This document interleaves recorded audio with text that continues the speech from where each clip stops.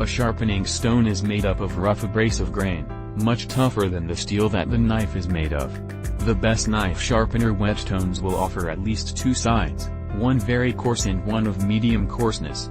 The sharpening process requires at least two steps using different grits. Start with the rougher grit, and finish off by polishing the knife with a finer grit.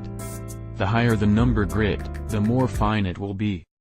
As you use the stone, the grit will naturally wear away each time you sharpen it. Sharpening stones are sometimes called water stones or whetstones. The term whet is actually derived from a word that means to sharpen and does not refer to water. Regardless of what you call the stone, you need to wet it before you can work with it. It's necessary to use a whetstone since the grainy, slurry mix that forms on top is an important component in the sharpening process. The water helps to keep the stone from clogging up with iron particles. Remember, before sharpening can begin, the first step is to place the stone in water for between 10 to 15 minutes. Keep a bowl of water nearby as you begin to sharpen the knife, so you can continue to sprinkle water on the stone to keep it wet throughout the entire process.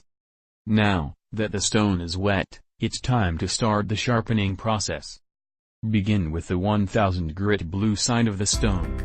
Continue with even pressure and slide the blade forward across the stone for about 10 passing strokes. Then flip the knife over and work the other side for about 10 strokes.